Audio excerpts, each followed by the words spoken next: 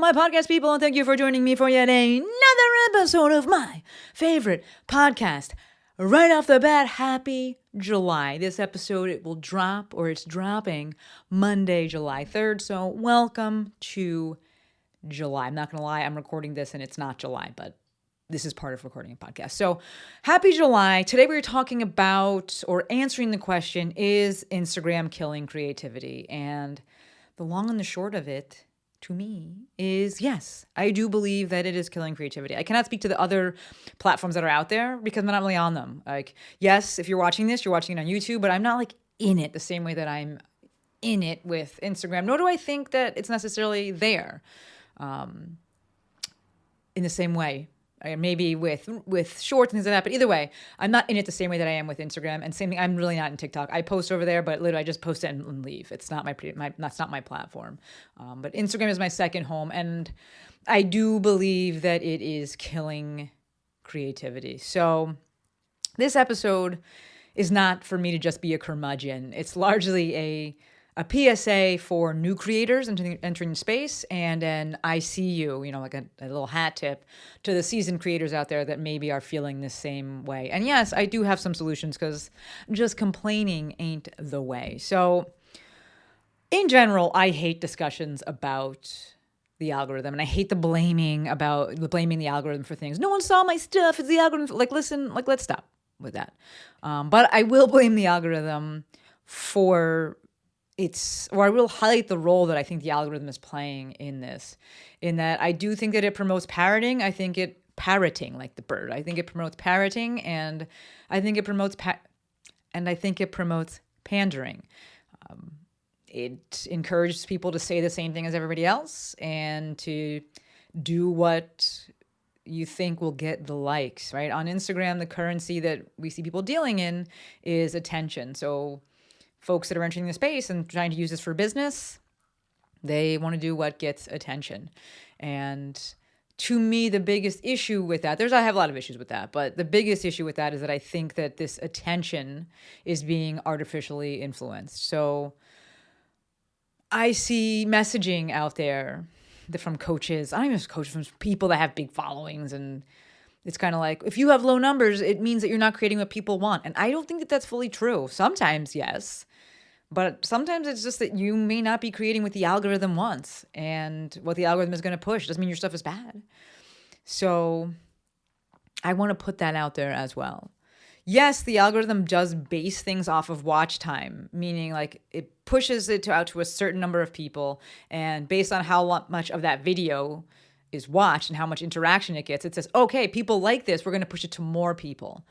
But I do also think that there is artificial influence with this, in terms of, one, if the algorithm is just strategically and specifically pushing a certain type of content, then the people, like us, the consumers, tend to think that this type of content is what's actually good, what's actually trending, what's actually relevant. And so you watch it. Maybe you don't even really necessarily like it as much, but you see it everywhere. You start to think like, oh, maybe there's some validity to this. Like, we know already with mainstream media that it can make things seem worse than they are, and to sensationalize things. And why would we think the algorithm's any different?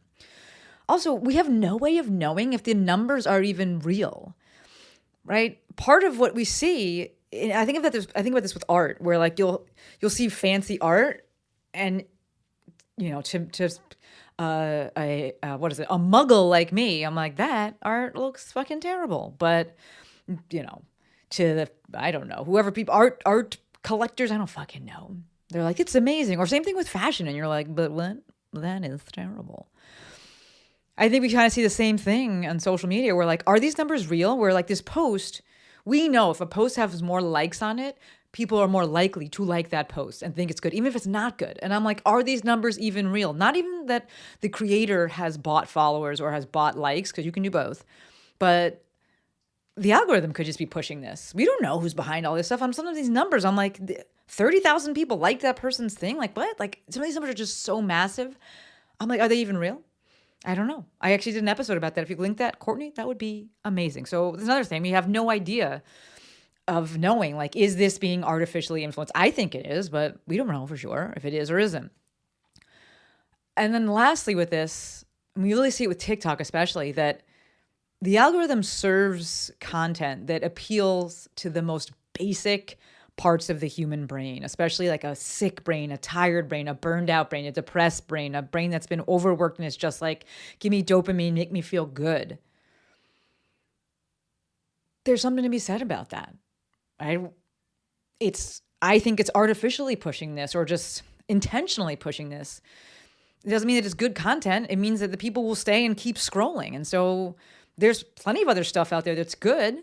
But if we're just seeing that kind of content being served and we have new creators or people that are really just trying to get attention, I'm not saying it's good or bad, but they're going to lean on that type of content. And it's like, this has been artificially created. I don't think that there is as much free will and true choice from the consumer end of things, which then can absolutely affect, the creator side of things. So, whenever I come up with episodes or just in general, this is how I am. I've always been like this. Whenever I have an argument, I want to present myself with the alternative, the opposite argument.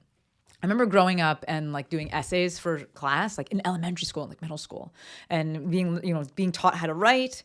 And I would literally talk myself. I'd be writing, because I would just do stuff late, of course, do it like the last minute. And I'd be up late doing these essays, and like I would present the opposition, and I'd be like, actually, I have convinced myself of this opposition now.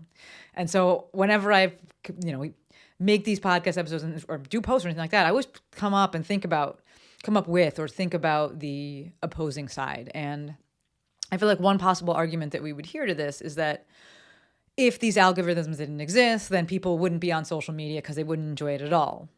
And I'm like, well, one, that's probably good because like go outside. But two, I also think this is true. I think that this is like, that's an argument that would be like posed by somebody that works for fucking Facebook or something like that.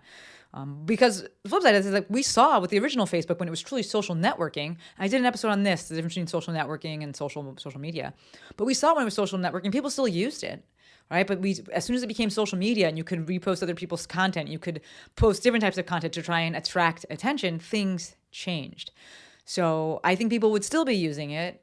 And I think you would still get served content that you actually enjoy. Right? It feels like now, like the algorithm is turned up to like 10. Like the highest is 10, and it's like we're going to target you with things you didn't even know you liked and you wanted, but we knew it attaches to this and it connects to that, and so we're serving you. And I'm like, maybe just like turn down to 5.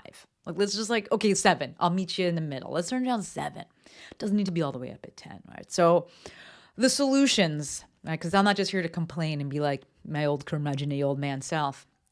Solutions here. As creators, because I know I have different types of people in my audience, and I know that I also attract creators because I am a creator. I love creating content. I love making content, and I know that I have people in the audience that also do. And so if this is you, I'm going to encourage you to create what inspires you, create what makes you happy, create for yourself. My number one resource for this, my girl Rachel Strickland. I brought her on the podcast. I brought her in the Mafia. I think the world of her. And she's the first person that pops into my mind when I think about what does it mean to be a creator or a creative or an artist? What does it mean to create? What does it mean to create simply because you gotta create? You have to, you need to, it is you. Like I make these things, these videos, and I'm probably gonna make them forever because like I just can't stop. I love creating. And what does that mean? And how do we reconcile doing this and also work? And how do we step into the scariness that is, as Rachel would say, putting your lifeblood out there and people judge it. All right. So number one resource with that, Rachel Strickland. Another suggestion I have is to follow people outside of your niche, your niche. People are doing very different things than you, and people that are also creators in the traditional sense people, leave it in there, Courtney. Following people who are outside of your niche, following people that would traditionally be viewed as artists. And the person that comes to mind right now is Andrea Gibson. I believe Andrea Gibson uses he, him pronouns, or maybe they, them. I should look. I think maybe it's they, them. We're going to go they, them. I just bought their poetry book. I follow people like that who inspire you to lean into your creative side and to show up in a way that maybe the algorithm isn't going to promote, but is true to you. Next suggestion with this is to divorce yourself from the metrics. I know that they're right there when you go on Instagram, but this is like the first thing I teach when I'm running my Instagram intensive is you got to divorce yourself from it. You got to stop looking at it, and you got to lean into the people that show up, right? And the people that are in the comments, and the people that are in your not in your stories, in your DMs, right? I will say I don't get zillions of likes and things like that. I could change my content to do better, but I can't.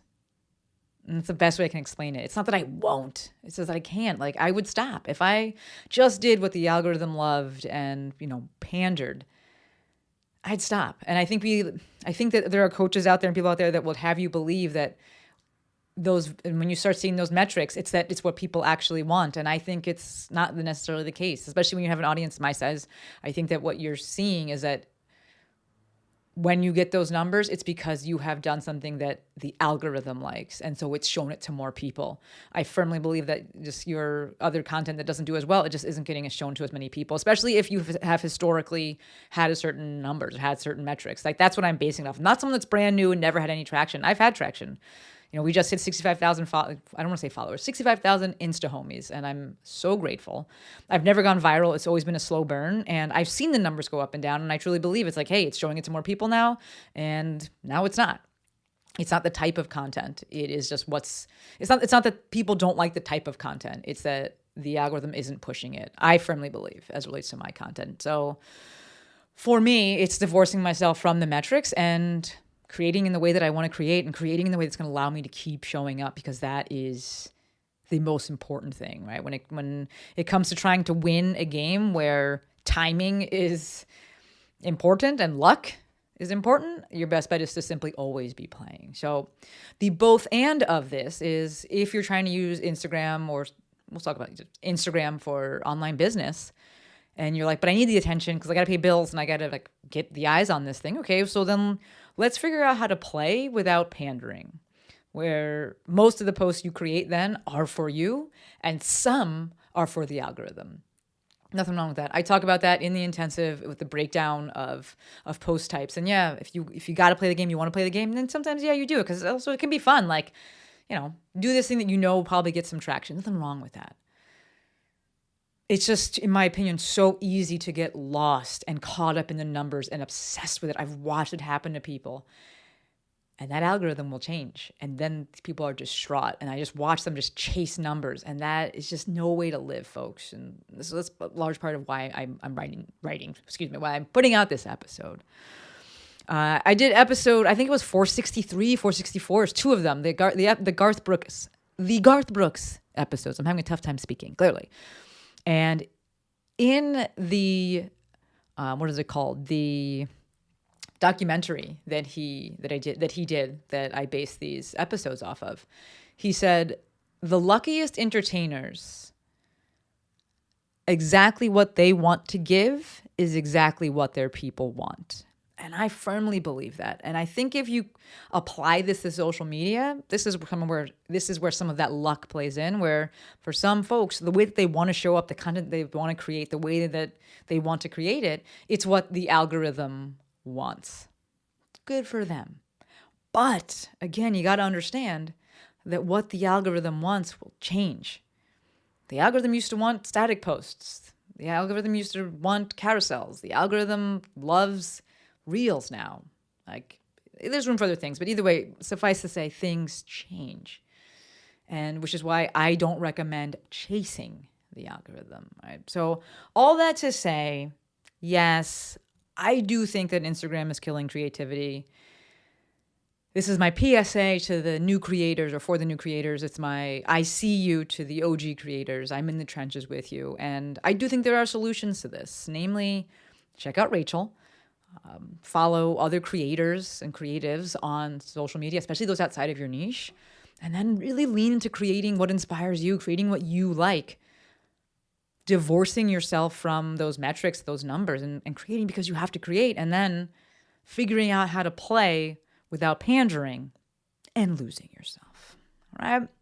So that's all I got for the actual episode. But I've been doing this new thing, creating in my way, where I share a review from the old podcast from iTunes, I also learned that it doesn't like go back, like it deletes some of them. So I'm like, I should have started reading these sooner. But either way, I'm going to read the ones that are there. And if you want to leave one, I would love it. It connects us. I'm fucking grateful. Like I've said, I don't know if it helps the podcast get found. I've heard that initially, and now I'm like, I don't know if it does, but I love reading it, so I'm going to ask for them. So today's review comes from Amanda_6, and she said, I can't recommend this podcast enough if you're looking for ways to grow your business and actually take action. If you found yourself listening to podcasts and not taking action afterwards, this is for you. Dr. Shantae tells you like it is and also tells you what action to take. Yes, I do. I highly recommend this resource when you're ready to make moves in your business. Amanda, thank you. The rest of you, thank you. I know you could be doing anything and you chose to listen to me, and for that I am, as always, endlessly appreciative. If you want to leave a review, I'd be even more appreciative. All right, I'm officially going to wrap it up there.